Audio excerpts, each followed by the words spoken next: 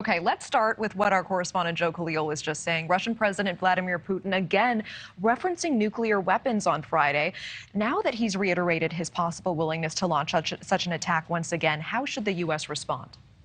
Well, first of all, Russia is on a clock. They cannot sustain this pace of military operations. They're taking enormous casualties. And believe it or not, there is political pressure in Moscow, even if it isn't obvious. Now, how many seconds are on this clock and how much time Putin has to wrap this up, nobody really knows. But you do, every time he mentions nuclear war or preemptive nuclear strike or something along those lines, he's using that to try to put pressure on the West, to put pressure on Ukraine to bring them to the table. He needs this badly. And so this is a tactic to shatter Western will, affect Western public opinion, and by definition, hopefully cut off supplies to Ukraine. But it's a sign of weakness, not strength. Interesting. You think it's mostly just bluster? Yeah, I think it is mostly bluster. I mean, it makes no sense militarily for the Russians to do something like this because of the dispersed nature of Ukrainian forces, the risk of fallout and other radioactive material going back into Russia or into a NATO country even. They know that it isn't militarily viable, and that's even if the Russian military would carry out such an order. But that doesn't change the fact that he can use the threat of use of nuclear weapons as a political weapon unto itself. And meanwhile, Victor Bout, the arms dealer, of course, exchanged for Brittany Griner, he says today he is willing to volunteer in Russia's war effort. What could he bring to the table for Russia, and should the U.S. be concerned?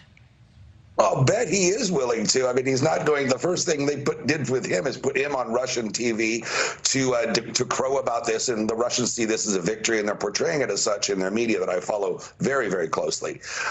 Would he by himself matter in Ukraine as one man? Probably not. But the Russians also know that he has a vast network and knowledge of where various caches of arms are around the world. Now that Russia is down to trying to get artillery shells from North Korea and drones from Iran, clearly their weapon stores are depleted, and he might aid them in replenishing that to some degree. That's interesting. I mean, certainly his contacts as a former arms dealer and perhaps not the difference he can make as a single man on the front line there. But what does it do in terms of propaganda and messaging for a war that we know many Russians do not support? To have someone like Bout held up as a hero, coming out and being a mouthpiece of Putin potentially. Yeah, that's beautifully put, Natasha. That's exactly what this is. Putin needs to change the narrative from forced mobilization, tales of casualties, tales of men dying of hypothermia, all of the dissent they're seeing all over the Russian internet and Telegram. He needs to change the narrative and be a winner once again, because that's what his legitimacy, such as this really has come from over the last 20 years. That he's a winner. He knows how to handle the West.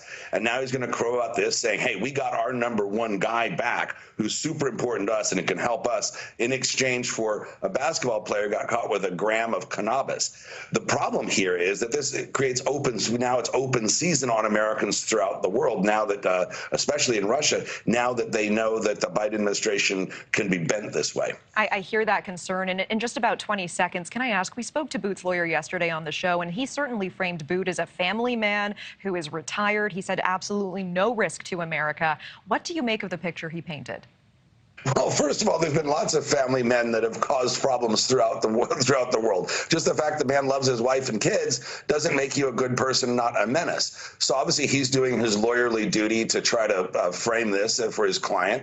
Now that this lawyer is now leaving the scene, now that the case is now resolved. But it doesn't mean a thing that he's not a bad guy and dangerous. What you look at is what he did and the extent to which the DEA and the federal government went to get him in Thailand. They thought he was that dangerous. John Jordan, appreciate your insight and time. Thank you so much for being with us. My pleasure. Thank you for watching. Go to newsnationnow.com to find News Nation on your television provider. And don't forget to click the red subscribe button below to get more of News Nation's fact-driven, unbiased coverage.